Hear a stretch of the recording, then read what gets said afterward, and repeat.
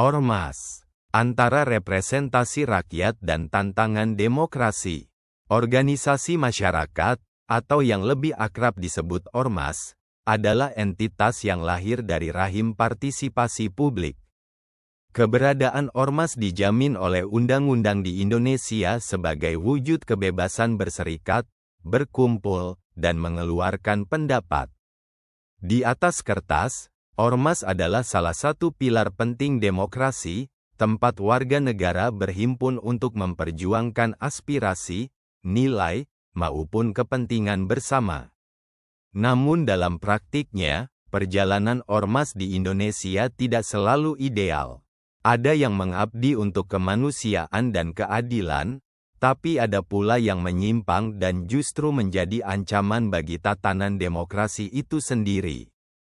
Fungsi ideal ormas. Secara normatif, ormas memiliki peran strategis dalam mengisi ruang sosial yang tidak dijangkau oleh negara maupun sektor privat. Banyak ormas yang bergerak di bidang pendidikan, lingkungan, kemanusiaan, sosial keagamaan, hingga advokasi hukum. Kehadiran mereka sering menjadi penyeimbang terhadap kekuasaan dan kontrol sosial.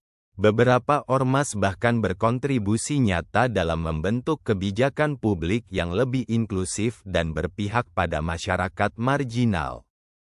Ormas juga sering menjadi mitra penting dalam pembangunan daerah.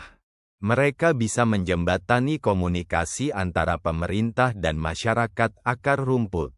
Dalam banyak kasus, program-program pemerintah yang gagal diterima publik akhirnya berjalan lebih baik ketika disinergikan dengan kekuatan ormas.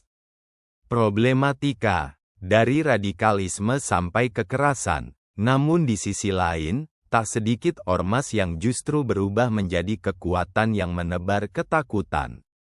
Ada ormas yang mengedepankan kekerasan, intoleransi, bahkan merongrong kewibawaan negara. Beberapa di antaranya menjual kekuasaan informal melalui aksi-aksi premanisme yang berkedok, pengamanan, atau menyebarkan ujaran kebencian atas nama ideologi tertentu. Bahkan, dalam beberapa kasus, ormas terlibat dalam konflik horizontal, menjadi alat politik kekuasaan, atau memaksakan kehendak lewat tekanan massa.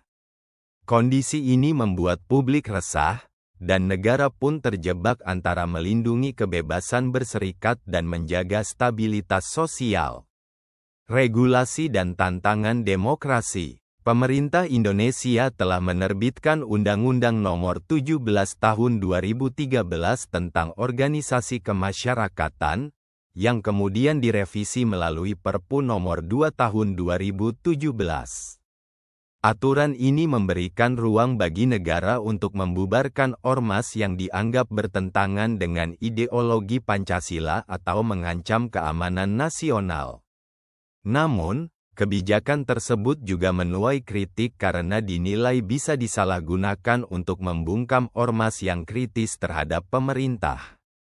Tantangan terbesar adalah bagaimana menjaga keseimbangan antara kebebasan sipil dan ketertiban umum.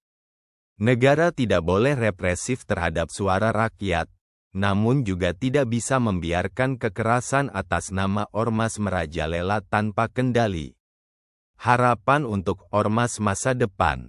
Ormas ideal adalah mereka yang hadir untuk memperkuat masyarakat sipil, menjembatani rakyat dan negara, serta menjadi bagian dari solusi, bukan sumber masalah.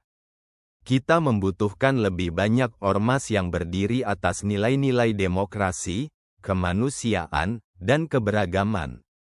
Dengan begitu, Indonesia bisa terus menjaga semangat reformasi dan mewujudkan kehidupan bermasyarakat yang berkeadaban.